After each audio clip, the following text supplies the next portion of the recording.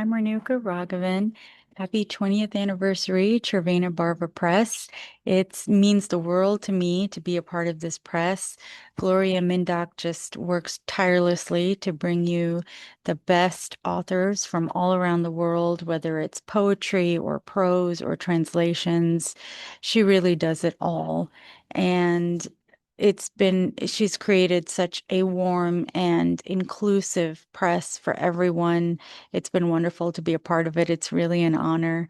My most recent collection, Nothing Resplendent Lives Here, was put out by Červená, and today I'm going to share a story from it. Scab. After weeks of unemployment, the temp agency set me up doing data entry and word processing for a utility gas company. The regular employees were out on strike, and every morning and evening, we temps were bussed through an angry picket line. The strikers spat and cursed at us as we passed through, their faces contorted in abject fury like those you see in the movies or in news footage.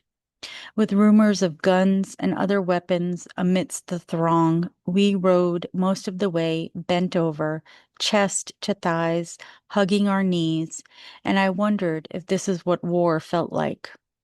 Afterward, the bus's windows would be glazed over with broken eggs, soda, and spit that caught the sun and sparkled almost exquisitely like a fulsome gift from a very stingy God. Thank you so much. Hi, friends. I'm really proud of this chapbook and the publisher, and Gloria is amazing. And this was basically inspired by a friend of mine and a story he told me of his father that I was horrified by, but was inspired by. Morris stared at the sun reflecting off the swimming pool's surface, wondering what his fraternal twin brother Benny needed to see him about. 1938 had faded into 1948 the way a baby yawns. 10 years without a word, and just yesterday, the telephone rang. The pool was clear, like recently cleaned coffee table glass. It was one of those Los Angeles Sundays that reinforced Morris's conviction to never return to the concrete sky winters of his childhood. The shadows of palm trees and sequoias in his Beverly Glen backyard collided on the tan patio tiles, creating borders for the ants and spiders that crept out from the rose bushes. A lawnmower from the neighbor's yard diluted the radio news he had been listening to. The air smelled of fertilizer and the smoke from Morris's burning Lucky Strike. His lips tasted of the scotch he was skipping.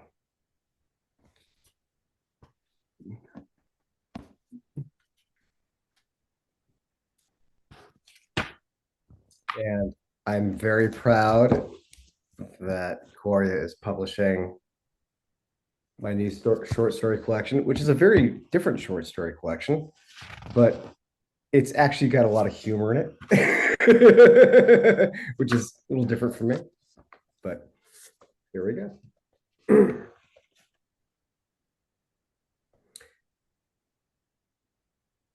I actually like this story.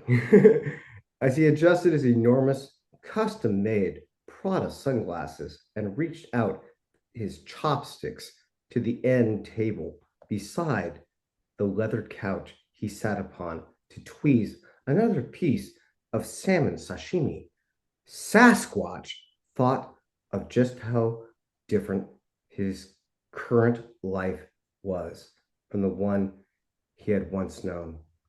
He never imagined he would now be sitting with these movie producers in Culver City, California, on that day 9 years before, when he had looked to his beloved wife, Saskatchewan, teared up, and said with defeat, Sasquatch can no longer live in shadows. His beloved wife, always supportive, had accompanied him with their toddler Saskatchewan triplets in tow that winter day as they took one last nostalgic stroll about their ancestral homeland on Mount Hood in northern Oregon.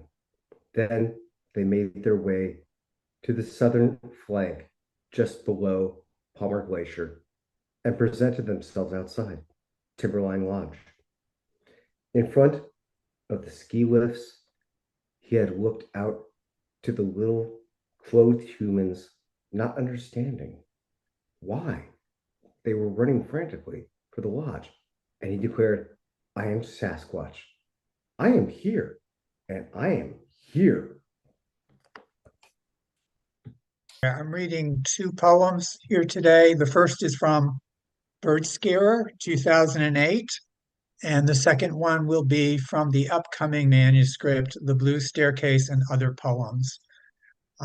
Bird Scarer, I'm reading the title poem, and geographically, these two poems will take you from Chicago to my hometown of Salem, Massachusetts, and then finally end us here in Ohio. Bird Scarer, 1. Lost in thought by the Lincoln Park Zoo, I startle pigeons feasting on breadcrumbs. They scatter in 4 or more directions. Bird scarer, an old woman hisses at me.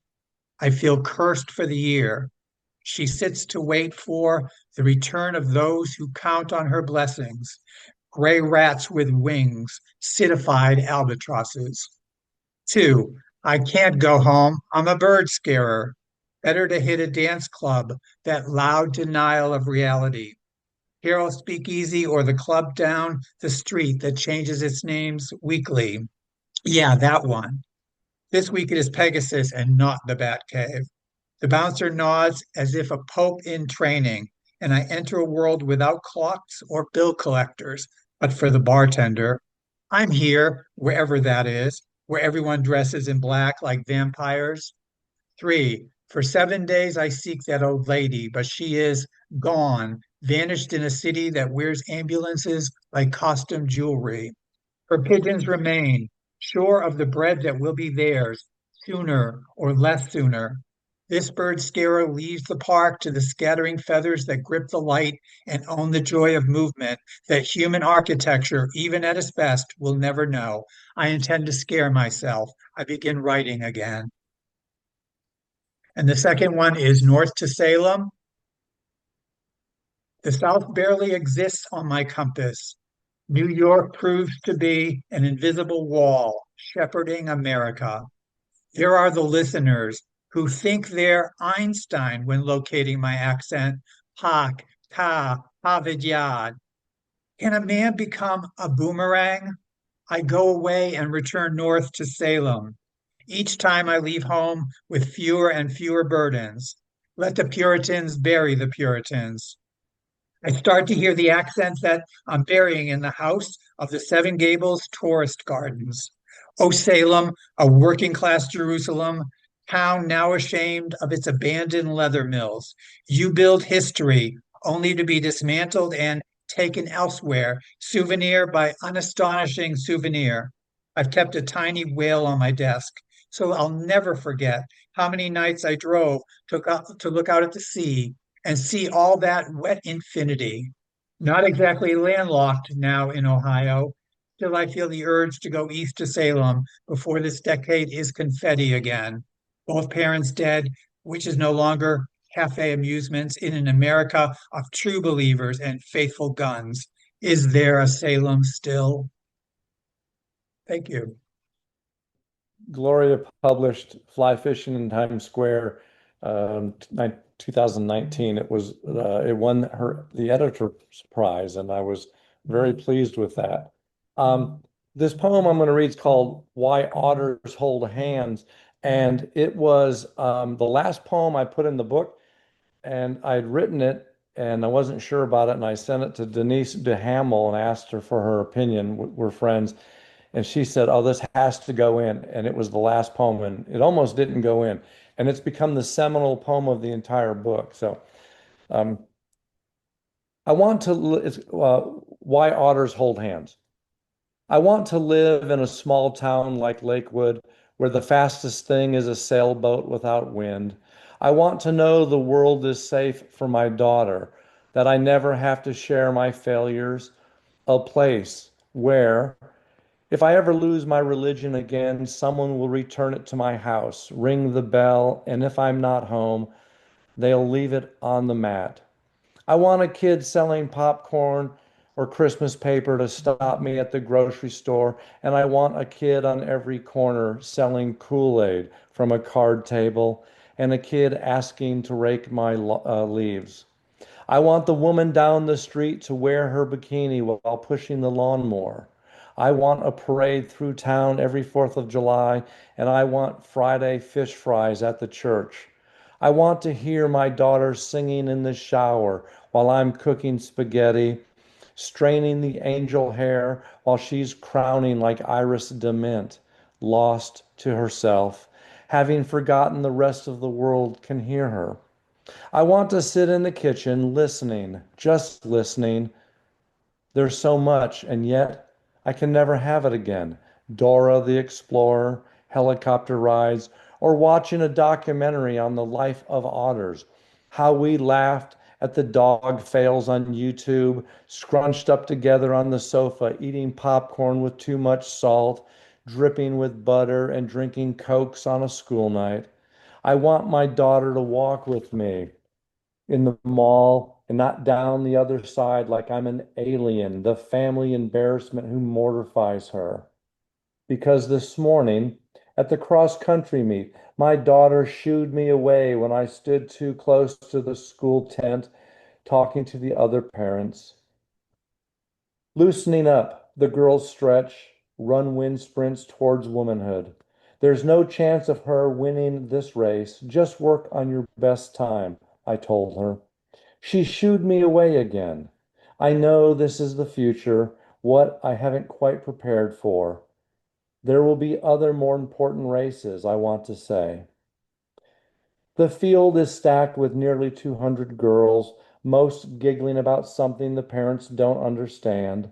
As she pushes through the as she pushes through the crown of girlhood, I remember the otters holding hands while sleeping so they won't drift apart. This next poem, it's from a new collection I'm working on. I have about 20 poems. They're all done. I haven't sent any of them out. And this is the new one I wrote earlier this year when I was lecturing in Poland at Copernicus University. And this takes place in Warsaw when I was there. And it's called Man with a Baby, Warsaw 2025. He had the face of a boxer, puffy and worn down from years in the ring, a DNA of agony, perhaps a survivor with relatives at Birkenau. Lucky he might be to be alive, for the baby to have a chance. Here he is. I watched from my table of apple pancakes, kielbasa, pierogi, and a glass of freshly squoze black currants. His hands, oversized oven mitts, cupped the baby like a little bird.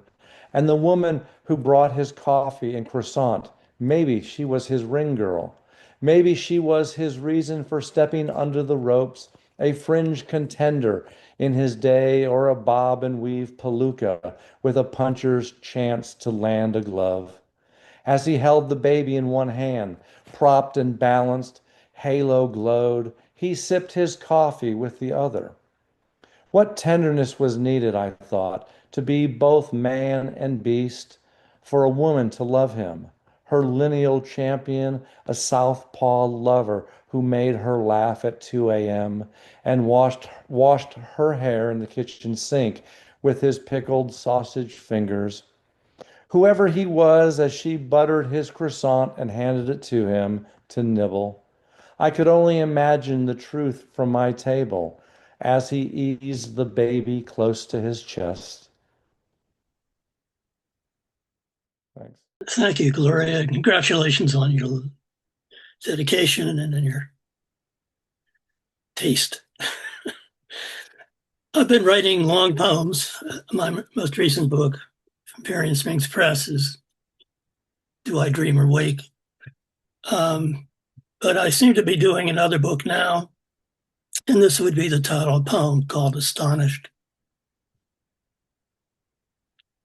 My wife and I climbed the wooden trail adjoining McLean's Hospital, retreat of Robert Lowell and other Boston poets, wondering if mental patients find solace here. We reached the upper border and Pine Alley, a level, long corridor of tall pines, but this time choose the path down from woods along a high-grassed, rolling meadow. Its acres treeless, except for one gnarled oak in the center. The path is worn, but empty now.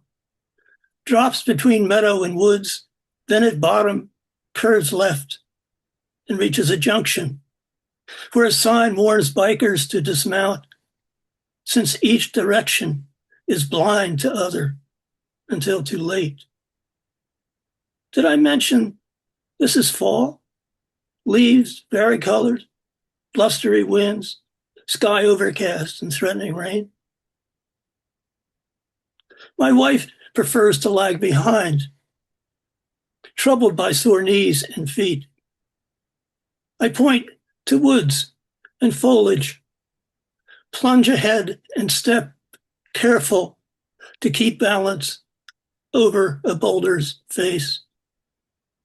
Foliage thick and new incline. My wife calls, "Don't slip, careful," as she follows.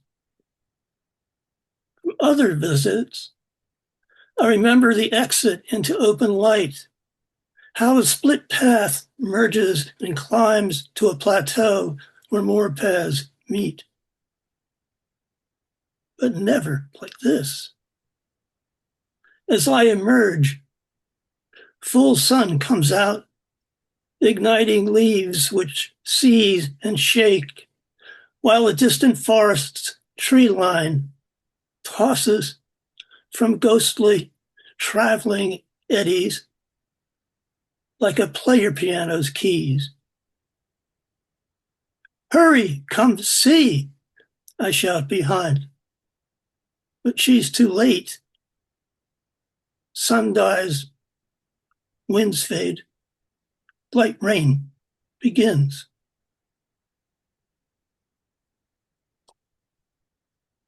Thanks. This is James talking to you from New York City. My book with Červená Barva Press is called Natural Tendencies. Here's the wonderful cover by a wonderful artist from Missoula, Montana.